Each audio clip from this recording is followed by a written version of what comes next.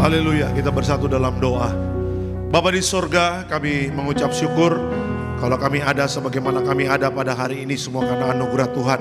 Dan tiba saatnya kami mendengarkan kebenaran dari firman-Mu. Biar kebenaran firman Tuhan itu yang memerdekakan setiap kami. Sembuhkan yang sakit Tuhan, berikan kelegaan kepada yang berbeban berat. Terima kasih Bapa yang siap diberkati oleh firman Tuhan. Dalam nama Tuhan Yesus sama-sama kita katakan amin. Silakan duduk Bapak Ibu semuanya. Puji Tuhan, haleluya. Ada Shalom Tiberias. Apa kabar Bapak Ibu semua? Luar biasa, senang kembali bisa bertemu dengan Bapak Ibu Gereja Betos ya, Bekasi Town Square. Dan puji Tuhan ya, kita sudah masuk di minggu yang kedua ya, di bulan April. Walaupun Jakarta lagi diguyur hujan ya. Saya dari Karawaci tadi jam 12 hujan gede, sampai di Sunter juga hujan. Ya, perjalanan juga tadi ke sini hujan, tapi dia bersyukur ya Bapak Ibu tetap berjuang ya untuk datang beribadah, karena kita percaya jeripayah Bapak Ibu ya dalam mencari Tuhan tidak akan pernah sia-sia ya. Walaupun kehujanan, Pak basah kuyup Pak, tenang saja ya. Pulang bawa berkat dari Tuhan, amin ya, itu dia ya. Oke, kita langsung masuk dalam kebenaran firman Tuhan. Bisa dikeluarkan temanya pada sore hari ini. Judulnya adalah kesiapan roh, kelemahan daging ya. Kesiapan roh, kelemahan daging ya. Kita pelajari, ada pesan Tuhan Yesus di Taman Getsemani ya untuk kita semua. Kesiapan roh, kelemahan daging. Kita lihat Matius 26 40 sampai 41, Matius 26 40 sampai 41. Silakan Pak. Matius 26 ayat ke-40 sampai 41. Setelah itu, ia kembali kepada murid-muridnya itu dan mendapati mereka sedang tidur. Dan ia berkata kepada Petrus, "Tidakkah kamu sanggup berjaga-jaga 1 jam dengan aku? Berjaga-jagalah dan berdoalah, supaya kamu jangan jatuh ke dalam pencobaan. Roh memang penurut, tetapi daging lemah." Oke, keterangannya apa? Yesus mengingatkan bahwa semangat rohani bisa ada, tapi tanpa berjaga-jaga dan berdoa, kelemahan daging bisa membuat kita jatuh. Ya, Bapak Ibu di Taman Getsemani, Yesus sedang mempersiapkan dirinya. Ya, Yesus tahu dia sebentar lagi akan mati di atas kayu salib. Ketika Yesus ada di Taman Getsemani bersama 3 muridnya, ya, Yesus sedang berdoa, Yesus sedang mempersiapkan diri dengan baik. Tetapi ketika Yesus melihat murid-muridnya, ya, murid-muridnya itu tertidur.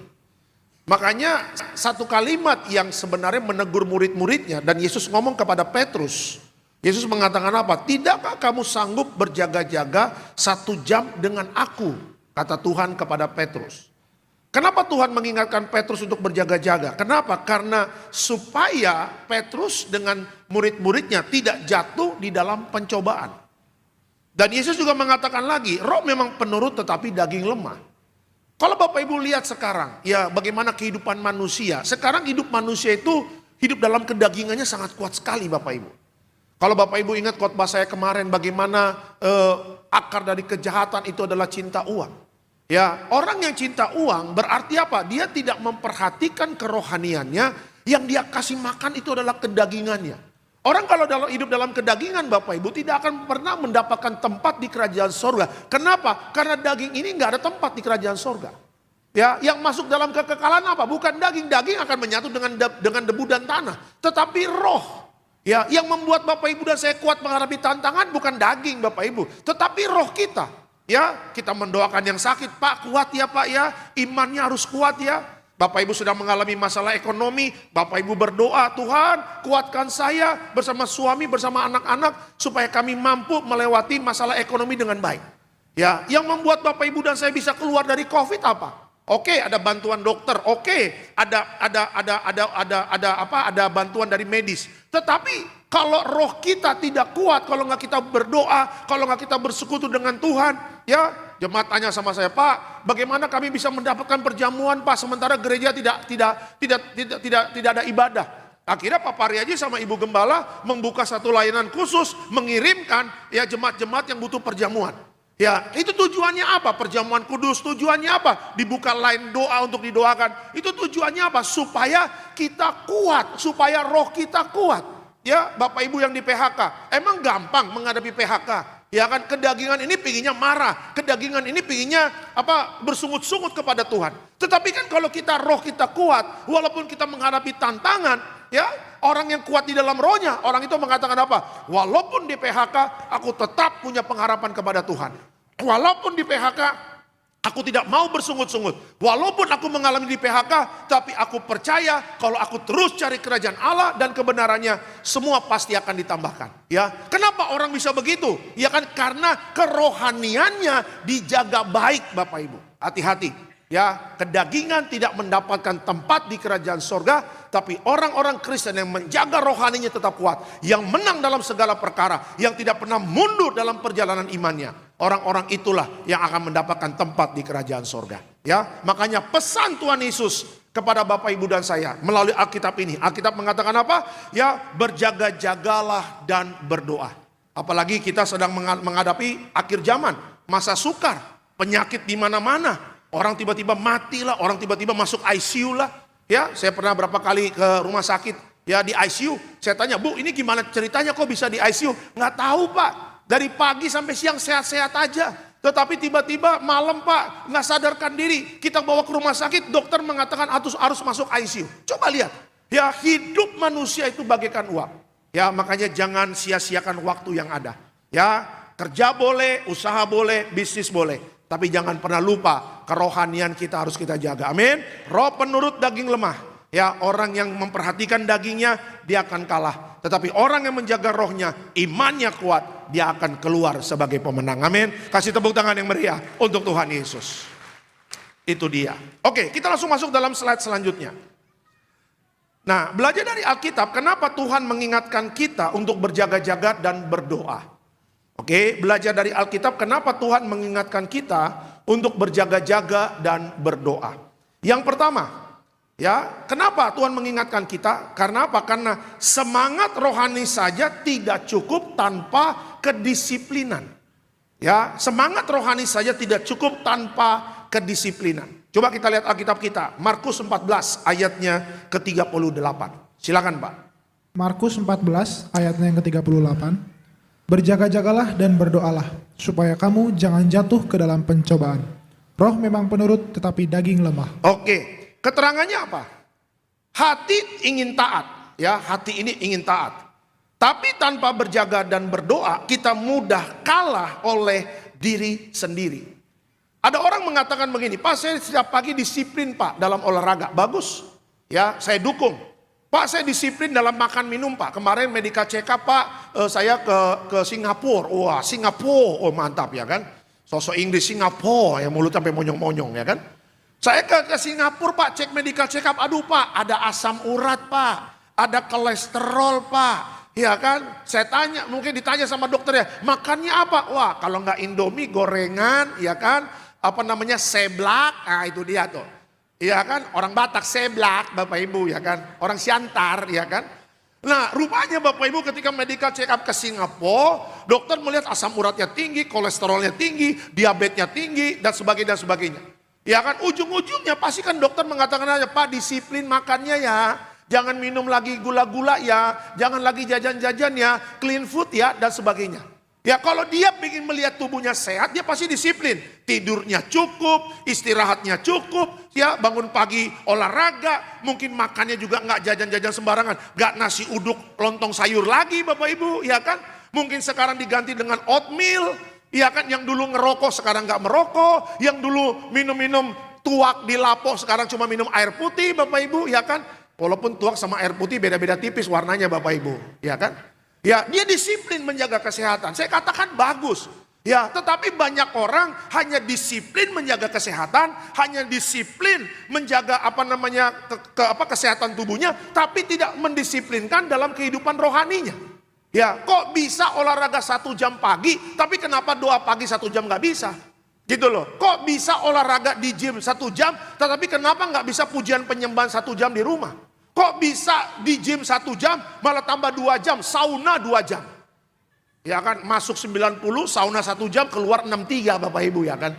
Karena lemak-lemaknya langsung habis. Lah kok nge-gym 1,5 jam di gym, tetapi kok baca Alkitab cuma 1 perikop aja, kok nggak mau mendisiplinkan? Ya kan, balik lagi Bapak Ibu. Daging kita ini tidak akan bisa membuat kita menang dalam pertandingan iman. Ya, kalau Bapak Ibu mendisiplinkan, ya kita punya kegiatan rohani, saya percaya ada masalah, Bapak Ibu dan saya kita tidak akan pernah takut. Ya kan, iman kita kuat, ya iman kita akan terus bertumbuh. Ya, ada masalah, kalau yang rohaninya cetek Bapak Ibu ada masalah, aduh aku cemas, aku bimbang. Tapi kalau orang Kristen yang rohaninya kuat, dia disiplin dalam berdoa, disiplin dalam ibadah, ya kan, disiplin dalam kegiatan rohani, apapun masalah yang dia hadapi, dia tidak akan pernah takut. Justru dia akan berani mengatakan apa? Apapun masalah, bersama Tuhan aku menang. Kenapa? Karena janji Tuhan mengatakan. Dia berani mengatakan janji Tuhan. Kenapa dia mengatakan janji Tuhan? Karena setiap hari dia baca Alkitab. Ya, setiap hari Bapak Ibu baca Alkitab enggak? Ya. Ada yang pura-pura pegang-pegang kuping, pura-pura budak, Bapak. Apa ya? Ya kan? Iya kan? Ya, manusia hidup bukan dari roti saja, Pak. Ya, makanya sekarang banyak orang obesitas. Mohon maaf Bapak Ibu. Karena apa? Kerjaannya memburu makanan. Ya, semua dicari, semua dimakan dan sebagainya. Yang ada, mohon maaf ya, fisiknya semakin besar, tapi rohaninya semakin kerdil. Iya kan? Setan gak takut Bapak Ibu punya badan besar. Setan gak takut kalau Bapak Ibu berlama-lama di gym dengan ototnya kayak binaraga, gak takut. Tetapi setan takut kalau Bapak Ibu mengerti bagaimana kehidupan rohani itu sangat penting. Setan paling gak mau Bapak Ibu dan saya masuk dalam kehidupan rohani.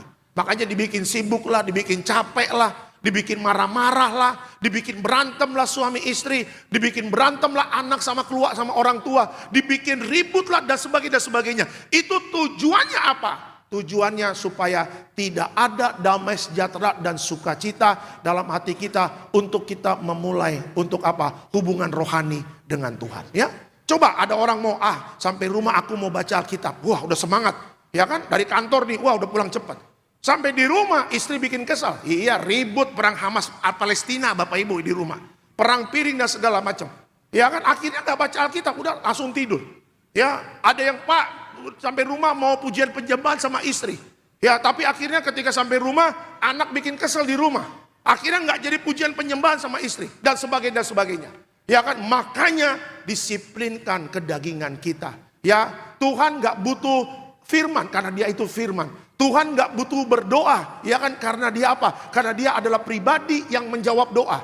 Tuhan tidak butuh pujian penyembahan. Di sorga Dia yang disembah, di sorga Dia yang dipuji. Tetapi waktu kita memuji Tuhan, waktu kita membaca Alkitab, waktu kita berdoa, itu berguna untuk kehidupan rohani kita. Ya, jangan sampai akhirnya waktu sudah berjalan sampai mati, kegiatan rohani kita dangkal. Sampai akhirnya Tuhan mengatakan, aku tidak mengenal engkau. Ya, Tuhan, I love you. I love you Jesus, kata Yesus. Kapan lu ngomong sama gua I love you? Ya, kayaknya gua gak pernah lihat lu berdoa. Ya, coba Petrus buka filmnya dia. Siapa namanya? Wah, namanya ini. Dilihat filmnya. Selama dia hidup, adakah dia menyembah aku di dalam roh dan kebenaran? Kata malaikat, nggak ada. Kata Petrus, nggak ada bos. Senangnya nongkrongnya di coffee shop, ini Starbucks terus tiap hari. Sampai diabetes Bapak. Minumnya kopi, gula.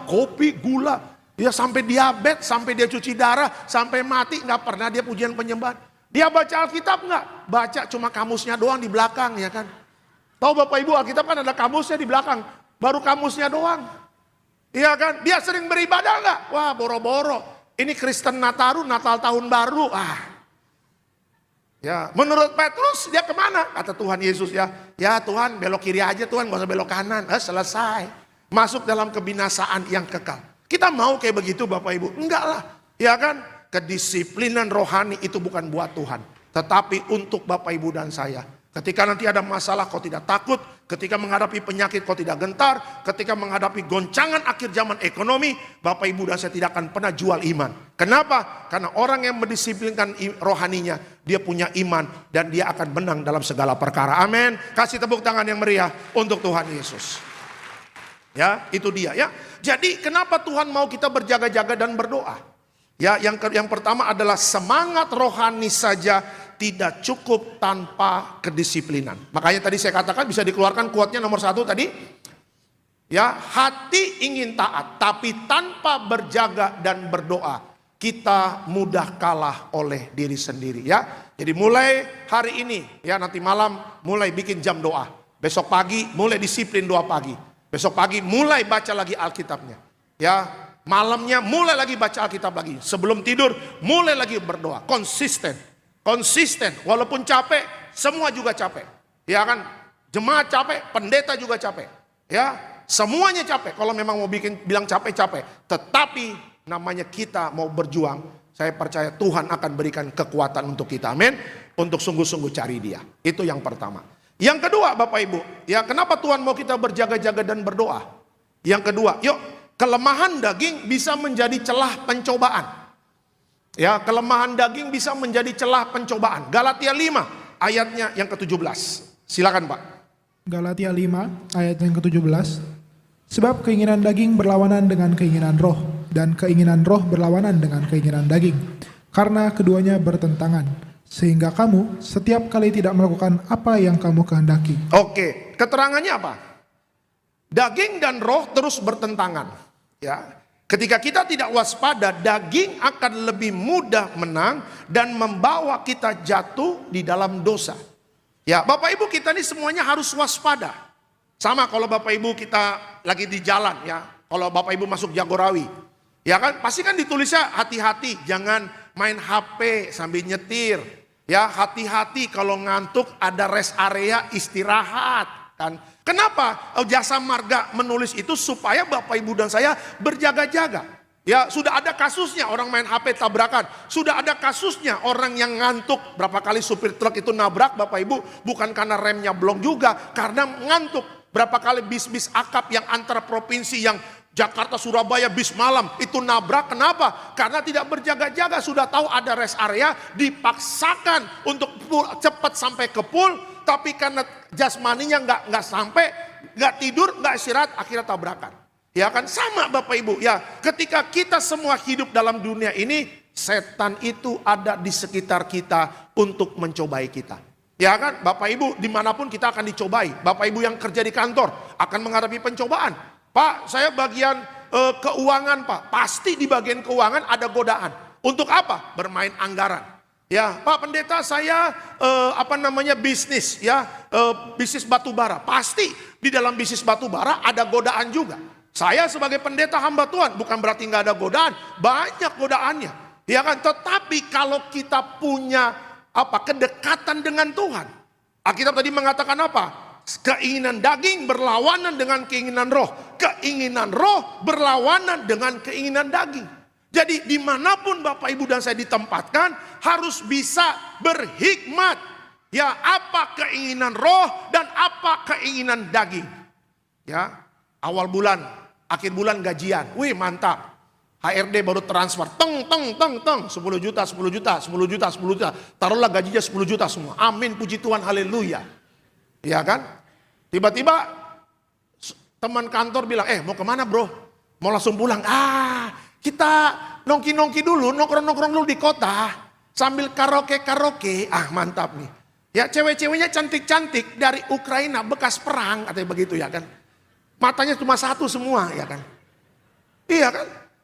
Gak mungkin lah karaoke cuma nyanyi lagu-lagu Desi Ratnasari. Tak sengaja lewat depan rumahmu. Atau nyanyi lagu almarhum Titi Puspa. Kan gak mungkin juga Bapak Ibu. Kiri kanan kuntilanak masa gak cinta satu malam. Oh indahnya. Pasti gak. Minimal kan joget-joget sambil minum. Iya kan, minimal kan ya kita bukan rahasia umum lagi lah. Ada kedagingan yang kuat di sana. Kalau kita sebagai orang Kristen kita ngerti, ini keinginan daging ini. Iya kan, keinginan daging, keinginan roh kita mau pulang, keinginan daging teman ngajak. Sebagai orang Kristen yang taat kepada firman Tuhan, kita jangan buka celah. Ya kita ngomong baik-baik aja, sorry bro. Ya thank you nih, gue udah diajak nih, tapi gue mau pulang ya. Ya, gue sama istri mau makan, bilang aja sama istri mau makan, atau gue sama istri mau belanja bulanan. Kan enak kan, karena habis gajian kan, ya udah. Lu nggak asik, nggak apa-apa bro. Ya, gue nggak asik nggak apa-apa. Tapi istri udah telepon, ya kan, istri janji nanti sama istri mau makan. Ya udah, ya kan, keinginan daging kita ikut teman-teman party-party, ada kuntilanak-kuntilanak menemani. Iya kan? Tapi keinginan Roh Kudus bilang, udah pulang. Kumpul sama istri, kumpul sama anak baru gajian, ajak ke mall, makanlah, biar penuhlah sukacitamu bersama keluarga. Itu dia. Ya, makanya bapak-bapak, Pak, kalau Roh Kudus sudah ingatkan, jangan pura-pura nggak dengar. Jangan pura-pura nggak sadar. Aduh, Roh Kudus suruh gua pulang lagi. Pura-pura budek deh, katanya begitu. Jangan, Pak. Kalau Roh Kudus sudah bilang jangan digaskan, jangan. Iya kan, karena apa? Karena Roh Kudus tahu apa yang akan terjadi ke depan. Dosa itu menghancurkan, Pak. Dosa itu membuat Bapak karir kita hancur. Dosa itu membuat rumah tangga berantakan. Dosa itu membawa Bapak, Ibu, dan saya masuk dalam kebinasaan. Kan saya berapa kali konseling pernikahan. Ya, ibu-ibu bilang sama saya, Pak, suami saya jatuh dalam perempuan lain, Pak, orang ketiga. Saya percaya sebelum terjadi perselingkuhan itu, Roh Kudus sudah ingatkan. Tetapi karena pura-pura nggak dengar aja, pura-pura budak, Bapak Ibu, ya kan. Ya aduh, Pak, habisnya kalau yang di rumah minyak anginnya GPU, Pak, katanya begitu. Minyak anginnya Remason, Pak. Nah ini sekretaris harumnya 10 kilometer, Pak. Yang di rumah nggak pernah siapin kopi, Pak. Asal bikin kopi, bukan kopi kapal api, kopi kapal perang, Pak. Tapi yang ini, Pak, waduh, kopinya juga enak. Sekali sedut, lihat mukanya juga senang, panjang umur, sukacita, haleluya, praise the Lord, hosana in the highest, gita soga bergema, ya kan. Tapi yang di rumah, Pak, kita minum kopi, waduh, tensi naik, Pak, katanya begitu. Akhirnya jatuh di dalam perjinahan. Nah itu dia. Ya kan, makanya saya katakan orang tidak akan pernah buka celah. Ya kalau memang kerohaniannya itu kuat. Ya, Bapak Reaji, Bapak Ibu selalu mengingatkan kami hamba-hamba Tuhannya. Saya selalu kalau kita mengenang gembala sidang mendiang, itu adalah pribadi yang selalu tegas. Ya, pendeta harus hidup kudus. Yang melayani harus hidup kudus. Mimbar Tiberias ini harus mimbar yang kudus. Bahkan berapa kali saya memberikan kesaksian dalam pemberkatan nikah saya sama istri saya. Pak Reaji ingatkan, you jadi pendeta jangan buka celah. Ya kan, hidup kudus aja, lurus-lurus aja, setia melayani, gak usah macam-macam. Tuhan pasti berkati you, Tuhan pasti cukupkan you dalam kebutuhan rumah tangga you, katanya begitu. Ya udah, kita jalanin aja Bapak Ibu, ya kan. Makanya sudahlah, ya jangan buka celah. Bapak-bapak yang bisnis-bisnislah yang benar. Ibu-ibu yang kerja-kerjalah yang benar. Anak-anak muda, jangan buka celah. Pergaulan yang buruk merusak kebiasaan yang baik. Saya banyak mendoakan anak-anak muda yang hancur, ya, kena HIV AIDS. Saya pernah doain di Surabaya, ya, yang akhirnya mohon maaf ya hamil di luar nikah, ya, perempuannya bukan Kristen lagi, di Sarbini itu. Satu bapak anak muda nyamperin saya, Bang bisa minta tolong doain. Saya bilang kenapa? Ya pacar saya hamil di luar nikah, Kristen. Nggak Kristen, Pak. Waduh, saya bilang, udah jatuh ketimpa tangga, gempa bumi, tsunami lagi itu. Iya kan? Saya akhirnya keras sama dia, lu tuh bodoh banget sih bro, saya bilang. Kok lu bisa jatuh dalam dosa perjinahan begini, kenapa sih? Iya bang, ya kilaf bang, enak aja ngomongnya kilaf ya kan. Iya kan kilaf, kenapa? Karena suara Roh Kudus tidak didengerin. Iya kan, orang kalau rohaninya nggak ada, mohon maaf, BODOH, bodoh akhirnya. Setan ngajak dia bikin dosa, dia nurut-nurut aja. Setan nyemplungin dia ke neraka, nurut-nurut aja. Padahal kalau kita tahu firman mengingatkan, ya keinginan daging itu berlawanan dengan keinginan roh. Saya doa pulang dari hari ini, pulang dari gereja ini, masuk dalam pekerjaan kita besok, bekerja usaha di dalam kehidupan kita. Ya biarlah keinginan roh yang menuntun hidup kita, amin. Sehingga hidup kita berkenan di hadapan Tuhan. Kalau hidup kita berkenan di hadapan Tuhan, gak usah takut masa sukar, apa saja yang kita kerjakan Tuhan buat berhasil. Ya Tuhan tidak pernah tutup mata bagi orang yang jaga hidup kudus. Tuhan tidak pernah meninggalkan orang-orang yang hidup kudus. Ya bahkan Tuhan akan membuat satu jalan yang dimana dunia tidak bisa membuat jalan itu. Ya Bapak Ibu, kalau kita belajar histori di Alkitab, yang menutup pintu Bahtera Nuh siapa? Tangannya Tuhan. Ya Nuh udah masukin keluarganya, binatangnya, dan ditutup Bahtera sama tangannya Tuhan. Air bah turun. Air hujan turun, air bah naik, orang pada mati. Saya percaya orang itu pasti ngetuk pintu Batra. Nuh, buka Nuh, buka Nuh. Ya, kami menyesal tidak dengar suaramu.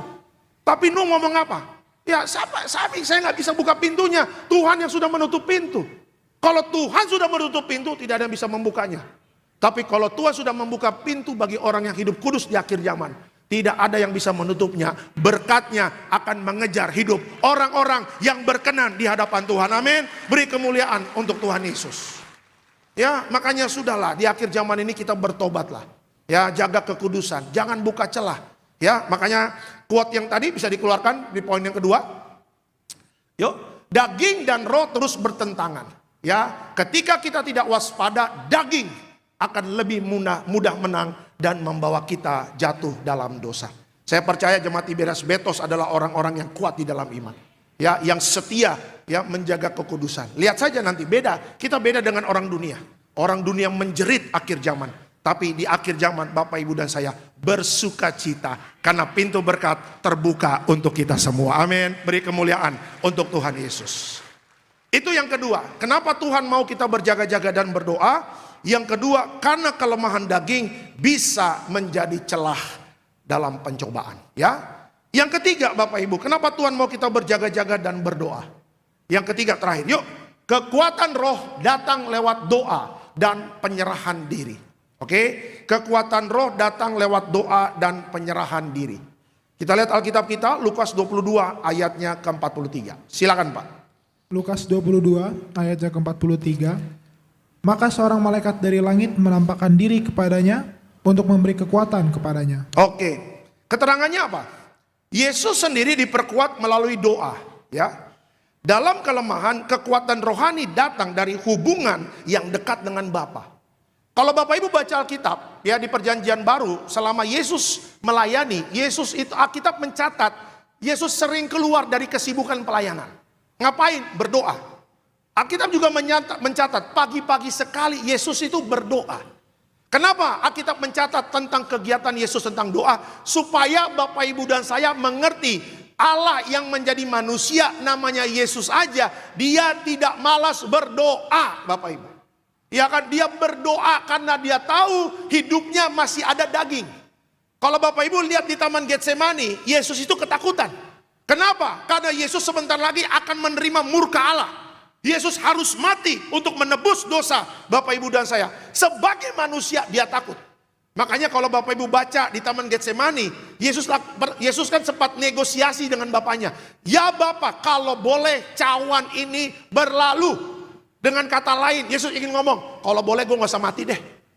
Ya kan? Tapi kalau Yesus gak mati, Bapak Ibu dan saya, kita bukan menjadi tetangga di sorga, tapi menjadi tetangga di neraka Pak. Karena untuk masuk sorga harus lewat Yesus. Untuk masuk sorga harus ada darah yang tercurah, pengampunan dosa, darah anak domba, darah Yesus. Dan itu hanya bisa terjadi kalau Yesus mati di atas kayu salib. Yesus negosiasi dengan Bapaknya. Dan akhirnya Yesus mengatakan, tapi biarlah kehendakmu saja yang jadi. Ketika Yesus lagi berdoa, dia ketakutan. Jadi keringatnya itu Bapak Ibu seperti popcorn. Tahu popcorn ya? Kalau Bapak Ibu lagi nonton kan kita beli popcorn tuh. Ya, jadi keringatnya itu seperti popcorn. Jadi dia sangat takut. Ada satu penelitian mengatakan Yesus katanya mungkin pecah pembuluh darah saking takutnya dan sebagainya. Sehingga keringat itu seperti darah gede-gede. Nah, ketika Yesus takut, apa yang dia lakukan? Dia berdoa. Makanya ketika dia berdoa, Alkitab mencatat apa? Seorang malaikat dari langit menampakkan dirinya kepadanya untuk memberikan kekuatan kepadanya. Siapapun yang sedang takut, kalau engkau berdoa, Tuhan juga akan kirim malaikat untuk memberikan kekuatan kepada kita. Amin. Ya, malaikat itu pribadi yang Tuhan kirim untuk menjaga kita. Ya, kemarin lagi ada pertemuan Presiden Prabowo, Menteri Menko, Menteri Keuangan, ya, di depan Kadin, pengusaha-pengusaha. Ya, Menteri Keuangan mengatakan begini, apa yang terjadi sekarang dunia, perang dagang Amerika dan seluruh dunia. Pelajaran ekonomi yang kita pelajari di kampus sekarang tidak berguna. Yang di depannya profesor doktor loh, ahli ekonom. Sekarang mau ngomong apa? Capek-capek belajar di luar negeri, belajar ekonomi mikro, ekonomi makro, belajar manajemen keuangan, belajar akuntansi. Semua ilmu tidak bisa mengatasi masa-masa sukar. Tapi kalau berdoa, Bapak Ibu dan saya, kita bisa melihat mujizat Tuhan di masa-masa sukar ini. Amin. Kasih tepuk tangan yang meriah untuk Tuhan Yesus. Di masa sukar, orang yang berdoa, dia akan melihat kemenangan. Karena apa? Karena doa gak bisa diatur dengan ilmu pengetahuan, Bapak Ibu. Iya kan, sorga siapa yang mengatur jawaban doa? Ya Tuhan. Karena doa orang benar, bila yakin didoakan, besar kuasanya. Lihat zaman-zaman kita COVID, bagaimana pertolongan Tuhan lagi zaman-zaman kita sulit. Ya kan, semua status Bapak Ibu, Mazmur 91 semuanya. Wahyu 6 ayat 6, yang ada minyak dan anggur tidak dirusakkan. Sekarang statusnya apa? Suamiku setan, ya kan begitu. Mungkin lagi ngambek sama suaminya. Mana status-status rohaninya yang zaman COVID kemarin? Wah, Tuhanlah gembalaku, takkan kekurangan aku. Dibuktikan kan waktu kita doa sungguh-sungguh zaman COVID kan, pertolongan Tuhan tidak pernah terlambat tepat pada waktunya ya. Makanya apa yang pernah dulu kita lakukan setiap berdoa, mari kita lakukan lagi. Amin. Lakukan berdoa dengan tulus, lakukan doa dengan sukacita. Lakukan doa bukan karena beban, tetapi apa? Sebagai bukti kasih kita kepada Tuhan. Ya, kita mau ngobrol sama Bapa. Ya, kita mau ngobrol sama Bapa. Saya kalau hari Minggu berapa kali video call sama istri saya. Ya, saya kangen komunikasi dengan istri. Saya kangen juga komunikasi dengan anak saya. Saya tanya, Bryson mana? Kadang lagi tidur, yaudah nanti telepon lagi. Tapi waktu dia lagi bangun, saya bilang, Bryson apa kabar? Papi lagi di mana? Oh, lagi di sini. I love you papi, I love you nak. Saya tanya anak saya nomor 2, kan baru lahir kan. Yang nomor 2 kemana? Lagi di mall jalan-jalan. Hah? Ya kan? Bercanda. Lagi tidur, diliatin lagi tidur, namanya bayi kan lagi begini, ngeringkuk begini kan. Aduh. Ya kan? Nah kita aja nih, seorang bapak aja senang komunikasi dengan anak. Rindu begitu. Yang belum menikah, belum tahu rasanya punya anak nanti. Nanti kalau udah punya anak pasti tahu rasanya. Sama. Bapak juga senang ngobrol dengan anaknya. Iya kan, waktu kita menyapa Bapak kami yang di sorga, Tuhan senang loh. Tuhan happy. Ya, bapak-bapak, ibu-ibu kalau ditelepon anakmu senang gak? Apalagi yang kuliah di luar kota. Ma, lagi ngapain ma? Lagi pakai sirih aku, katanya begitu ya kan. Iya kan? Saya kemarin lihat di TikTok Bapak Ibu, ada seorang anak yang 5 tahun kerja di Australia, 5 tahun. Ya. 5 tahun itu belum pernah pulang. Dia kayaknya pulangnya ke daerah Luwuk sana, Makassar ya. Kalau Luwuk mungkin daerah Makassar dan sekitarnya. Nah, mamanya itu jual kopi. Ya, akhirnya dia datang pakai masker dan mamanya tidak mengenal dia. Akhirnya dia bilang, "Bu, mau beli kopi, Bu." Ya kan udah. Lama-lama akhirnya dibayar pakai dolar Australia. Kok pakai dolar Australia? Saya nggak punya duit ini Pak kembalian. Udah buat ibu aja. Akhirnya dilihat-lihat, kayaknya gua kenal nih orang. Wah, akhirnya pecahlah itu. Anakku, katanya begitu. Akhirnya dipeluklah. 5 tahun gak ketemu karena anaknya kerja di Australia. Jadi Bapak Ibu bisa bayangin kalau engkau tidak pernah berdoa, Bapamu di sorga pasti akan menggoncangkan hidupmu.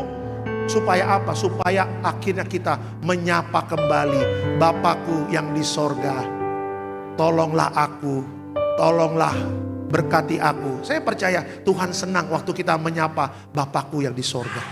Ya, makanya digoncangkan kan supaya akhirnya kita ingat Tuhan. Digoncangkan bisnisnya, digoncangkan usahanya.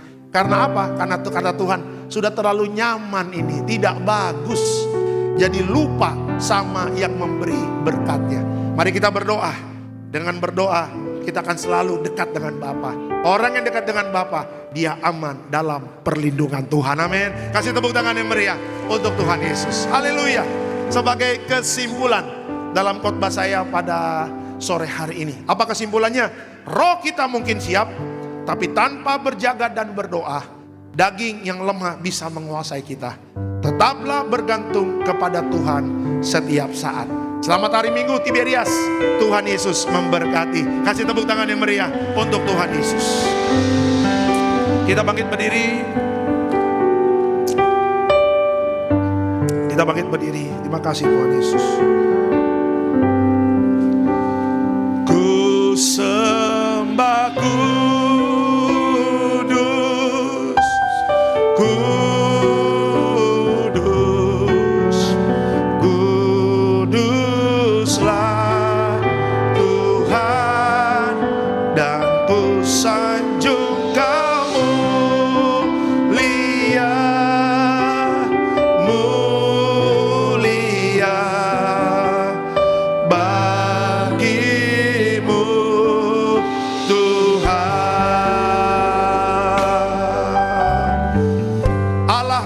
Kudus penuhi kami. Allah Roh Kudus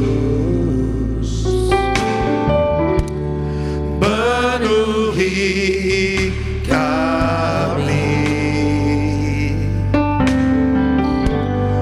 Ku rindu Kau selalu dalam hidupku.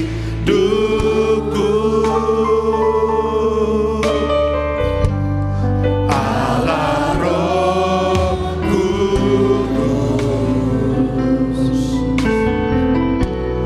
ubah hatiku, jadikanku jamalah. Ku rindu hadiratmu, ku sembah Kudus, Kudus, Kuduslah Tuhan, dan ku sanjung Kau mulia, mulia bagimu Tuhan. Ku sembah Kudus, Kudus, Kuduslah Tuhan, dan ku sanjung Kau mulia, mulia bagimu Tuhan. Katakan ku sembah Kudus, amin. Kudus, Kuduslah Tuhan, dan ku sanjung Kau mulia, mulia bagimu Tuhan. Satu pesan khusus Yesus katakan kepada kita ketika Dia di Taman Getsemani, yaitu berjaga-jaga dan berdoa. Kenapa kita harus berjaga-jaga dan berdoa? Karena keinginan rohani saja tidak cukup kalau kita tidak mendisiplinkan kedagingan kita. Ayo jangan malas. Jangan malas berdoa, jangan malas baca Alkitab, jangan malas memuji Tuhan. Karena hal-hal ini itulah yang memberikan kekuatan bagi kita di akhir zaman. Yang kedua, hati-hati jangan buka celah. Ya, dimanapun kita melangkah, pencobaan akan selalu mengikut kita. Tetapi kita tidak akan pernah jatuh dalam pencobaan kalau Bapak Ibu dan saya hidupnya dipimpin oleh Roh Kudus. Keinginan roh berlawanan dengan keinginan daging. Keinginan daging membawa kehancuran, dosa membawa kita masuk dalam kebinasan. Tapi hidup yang dipimpin oleh Roh Kudus menuntun Bapak Ibu dan saya masuk dalam keselamatan yang kekal. Dan yang ketiga, sebagaimana Yesus berdoa dan Yesus berserah kepada Bapaknya, mari di akhir zaman ini kekuatan roh kita itu bisa kita dapatkan dari kita berdoa. Nafas hidup orang percaya adalah berdoa. Jangan malas berdoa. Orang yang malas berdoa akan kalah. Lihat dunia. Sampai seorang ekonom juga mengatakan ilmu ekonomi yang kita pelajari di kampus tidak bisa mengatasi persoalan di masa sukar ini. Tapi orang yang berdoa, dia akan melihat kemenangan di masa sukar. Allah yang kudus sedang memperhatikan kita. Perkuat rohani kita. Dia sudah mau datang kedua kali menjemput kita. Kalau kita terus berjuang, menjaga hidup kita kudus, ketika nanti Yesus datang kedua kali, Bapak, Ibu dan saya, kita akan berkumpul di bumi, berkumpul di sorga. Terima kasih Tuhan. Ku sembah, ku sembah Kudus, Kudus, Kuduslah Tuhan,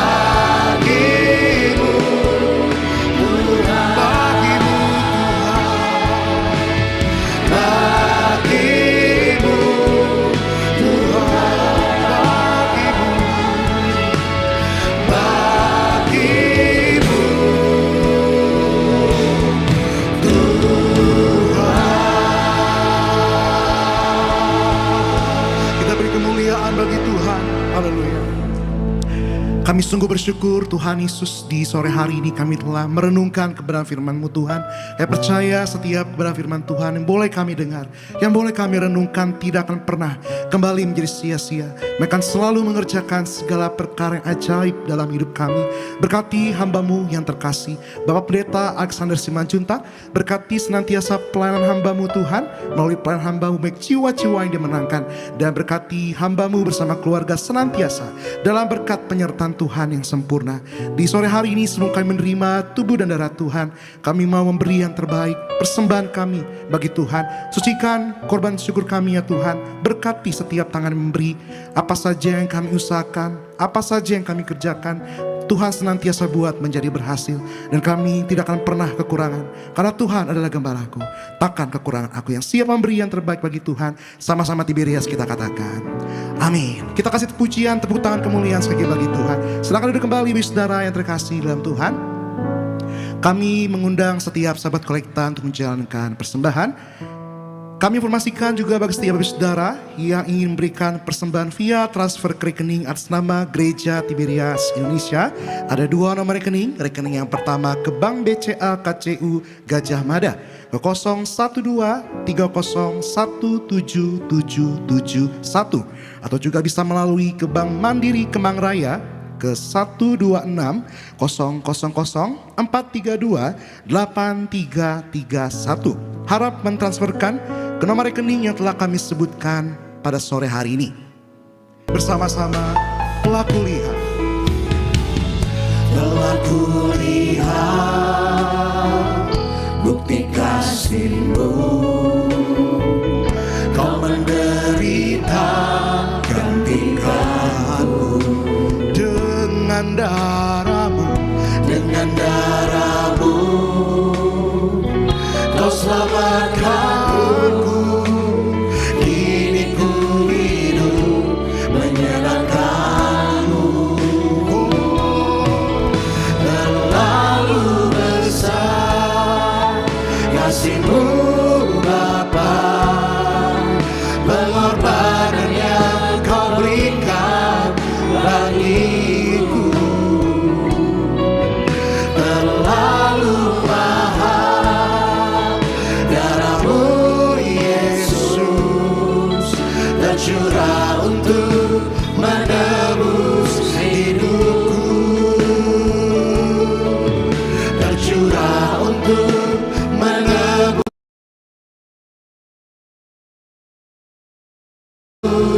hidupku,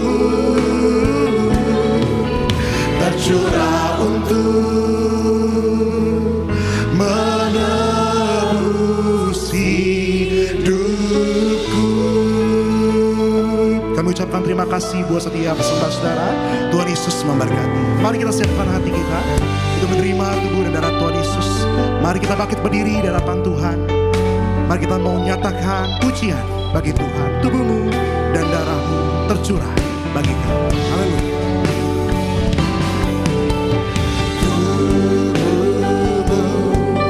Dan darah-Mu tercurah bagi kami,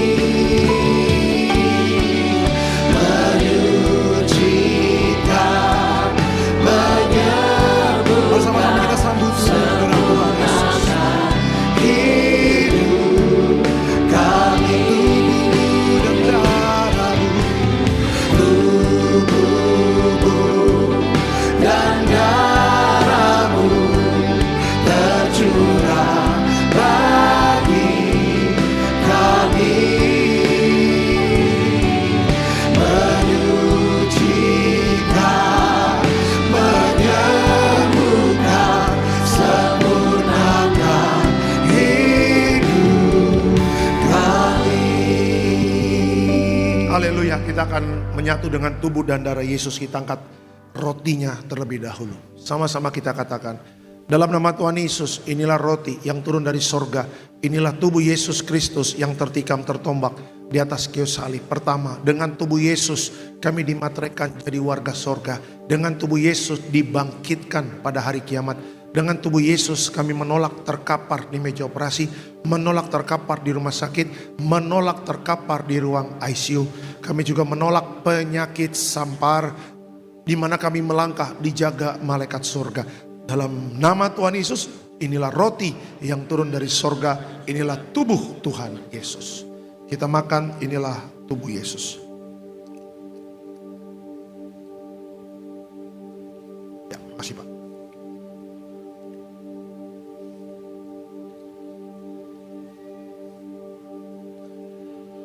Kita angkat anggur, sama-sama kita katakan dalam nama Tuhan Yesus, inilah darah Yesus Kristus sebagai perjanjian baru yang kekal. Pertama kami bertobat, minta ampun sama Tuhan atas setiap dosa dan pelanggaran kami. Dengan kuasa darah Yesus menghancurkan setan dan perbuatannya, hidup kami kudus. Kami tolak perzinahan, kami tolak percabulan, kami tolak poligami, poliandri, kami tolak perceraian, kami tolak orang ketiga dalam rumah tangga kami, karena kalau ada orang ketiga tidak bisa jadi warga sorga. Kami percaya dengan kuasa darah Yesus kami dimateraikan jadi warga sorga. Dengan kuasa darah Yesus setiap penyakit kami hari ini sembuh. Kami tolak sakit jantung, kami tolak sakit paru-paru, kami tolak sakit ginjal, kami tolak sakit diabetes, hepatitis, kami tolak darah tinggi, darah rendah, kami tolak stroke, kami tolak kanker, tumor, kista, miom, kami tolak mandul, kami tolak keguguran. Kami percaya dengan kuasa darah Yesus hari ini aku sehat, aku sembuh, mujizat terjadi. Jangan diminum dulu Bapak Ibu, teruslah berdoa, teruslah berharap kepada Tuhan. Sistem ekonomi dunia tergoncangkan, tapi sistem kerajaan surga, selama kita cari dahulu kerajaan Allah dan kebenarannya, semua pasti akan ditambahkan. Haleluya. Sama-sama kita katakan dalam nama Tuhan Yesus, perjamuan kudus ini kuasanya lebih dari roti mana. Yang pertama, dengan kuasa perjamuan kudus makan tidur diberkati, tidak miskin, tidak kekurangan. Dengan kuasa perjamuan kudus kami mulia jadi warga sorga. Dengan kuasa perjamuan kudus kita punya roh majikan, roh miskin, roh bangkrut, roh gagal kami tolak. Agar pekerjaan kami, usaha kami, bisnis kami, toko, dagangan kami, studi anak-anak, pelayanan, rumah tangga diberkati Tuhan ratusan ribuan kali ganda. Dalam nama Tuhan Yesus, segala dosa, sakit, penyakit, kutuk sudah selesai, diangkat di atas kayu salib. Inilah darah Tuhan Yesus. Ya, terima kasih Pak.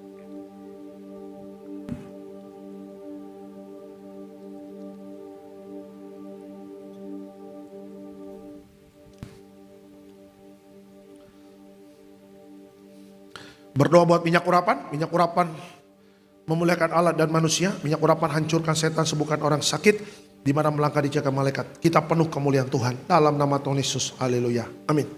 Diberkati setiap pokok doa, doa orang benar. Bila yakin didoakan besar kuasanya, hamba mengangkat setiap permohonan doa. Percaya mujizat sudah terjadi dalam nama Tuhan Yesus. Satu yang harus kita mengerti adalah sistem ekonomi dunia akan tergoncangkan. Tapi sistem kerajaan sorga, yaitu cari dahulu kerajaan Allah dan kebenarannya, semua pasti akan ditambahkan, masih tetap digenapi sampai hari ini. Amin. Makanya orang yang cari Tuhan tidak akan pernah kekurangan. Ya, cari dahulu kerajaan Allah dan kebenarannya, semua pasti akan ditambahkan dalam hidup kita. Kita berdoa. Terima kasih Tuhan Yesus untuk kebenaran firman Tuhan pada sore hari ini. Berkati selalu Tiberias Bekasi Town Square, diberkati Pak Koordinator, Pak David Raharja bersama tim yang melayani sepanjang hari ini. Tuhan berkati. Jeripaya mereka dalam pelayanan tidak akan pernah sia-sia. Apapun yang dibutuhkan dalam pelayanan, Tuhan cukupkan selalu. Gembala sidang yang terkasih, Ibu Pendeta Darniati Pariaji bersama Bapak Pendeta Aristo Pariaji, Bapak Pendeta Argo Pariaji, Tuhan berkati. Berkati kesehatan, panjang umur, juga dalam pelayanan menjangkau banyak jiwa-jiwa. Pelayanan yang penuh kuasa dan mujizat Tuhan. Seluruh jemaat Tiberias yang hadir, Tuhan berkati. Rumah tangga Bapak Ibu rukun dan damai, saling mengasihi, saling mengampuni. Juga di mana melangkah dijaga malaikat surga. Siapapun yang sakit sembuh, siapapun yang berbeban berat Tuhan pulihkan. Selama Bapak Ibu dan saya menjadi pelaku firman, sistem dunia akan tergoncangkan, tapi sistem kerajaan surga tidak bisa tergoncangkan. Apa yang Tuhan janjikan pasti tergenapi. Selama Bapak Ibu dan saya di makhir zaman ini cari dahulu kerajaan Allah dan kebenarannya, maka semuanya akan ditambahkan. Sebelum pulang kami berdoa, dijaga malaikat, Tolak celaka, tolak bahaya, tutup bungkus kami dengan kuasa darah Yesus. Dan sebelum pulang, kami terima berkat dari Tuhan. Mari Bapak Ibu, arahkan hati dan pikiranmu, kita terima berkat dari Tuhan. Tuhan memberkati engkau dan melindungi engkau. Tuhan menyertai kau dengan wajahnya, memberi engkau kasih karunia. Tuhan menghadapkan wajahnya kepadamu dan memberi engkau damai sejahtera. Yang disayang Tuhan, diberkati Tuhan dalam nama Tuhan Yesus. Tiberias, sama-sama kita katakan amin. Selamat hari Minggu, Tuhan Yesus memberkati. Kau Allah yang besar, ajaib dan mulia. Kau Yesus yang selalu membuatku terpesona. Segala pujian bagimu ya Tuhan. Hanya Kau yang layak ku agungkan. Hanya Kau yang layak ku agungkan. Hanya Kau yang layak ku agungkan. Selamat hari Minggu, maju terus di dalam Tuhan dan Shalom Tiberias.